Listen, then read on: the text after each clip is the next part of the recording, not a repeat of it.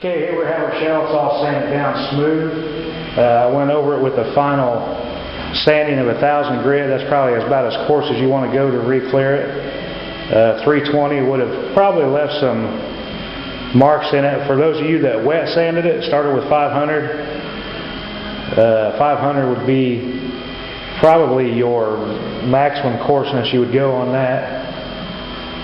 So now we want to clean this shell off with just any kind of cleaner. I'm showing here 3939S. It's a lacquer enamel cleaner. You don't have to use that. It's just something we have here in the shop. If you can find any kind of wax and grease remover, that'd be fine. You could possibly even get by with denatured alcohol. And we also have this aqueous solvent from TranStar. This is what I'm going to use just because it's quick out of the spray can. You just want to wet the shell down.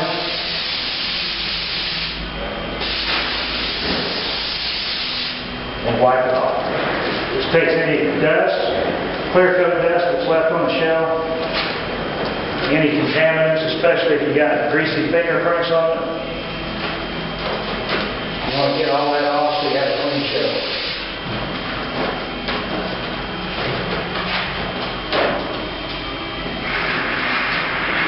Go around the shell, get it clean.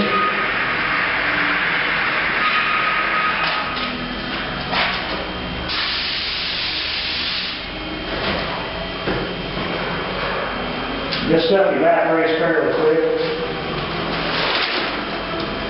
You see I'm working my way around this side and starting to evaporate.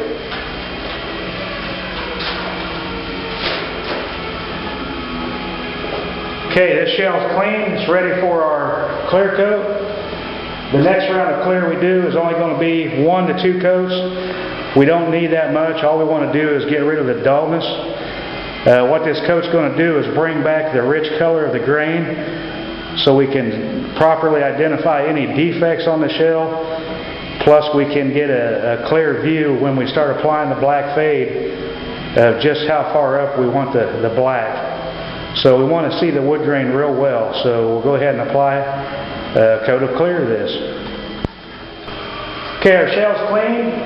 The solvents have evaporated from where we cleaned it with the solvents, the wax and grease remover. Before you apply any clear, I would highly recommend that you use a tack rag again. You want to tack off any lint, dust on the shell. So we're just going to apply a little bit of air.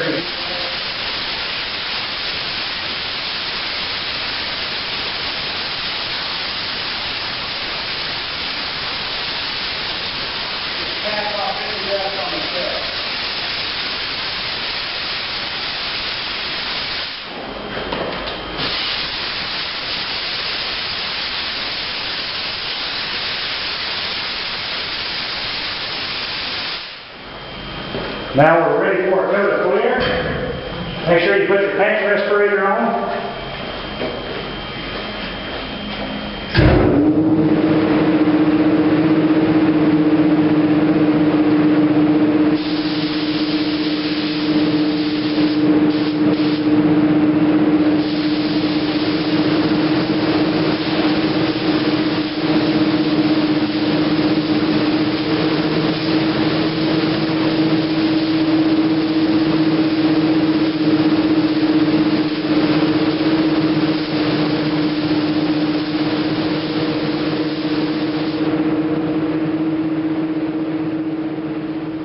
Okay, real quick here, I want to show you what we use, the device I made to do the fade. This is so we can spin the drum shell to apply the fade color. As stated before, you don't want to try to just walk around the drum to do your fade because you're going to stop in an area that's it's just not going to be uneven. If you stop when you move that gun, you're going to have an extremely dark spot right there. You do not want that. You want to be able to spin the drum to spray the color onto it, the fade color, and then you can just move the gun away as a mist and you do not have that dark line of color there. So what I devised here is I bought a Lazy Susan bearing.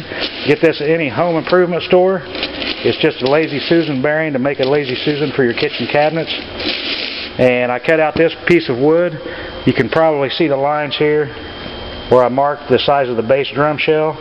diameter. Made this piece just a little bit larger than your largest drum, and then this is going to be the base. So we go ahead and you want to get your center of your circle, your circumference of the drum, and get this mounted roughly in the center as close as you can. And you're going to have a hole right here in this bearing, and where that hole is at, you want to drill a hole on the other side. That way you can access a screw hole there to put a screw to mount it to the base. And so what you do is you line that up with this hole right here, and that's where you use your screw to mount the base to your top. So you just set it on, just get it centered anywhere on the base. It's not critical. And then you're going to spin this until you find a hole, and right where that's at is where you're going to put a screw at. And then you're going to spin it 180 degrees. You'll have another hole right there. You put a screw in. If you want, you can do 2 more. And when it's all done, this is what you set your drum on to do the fade.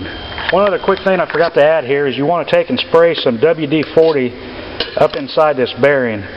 Just go ahead and fill that bearing up with WD-40 quite a bit. That way it has a nice lubricant to it when it spins. And that'll just keep your shell spinning freely.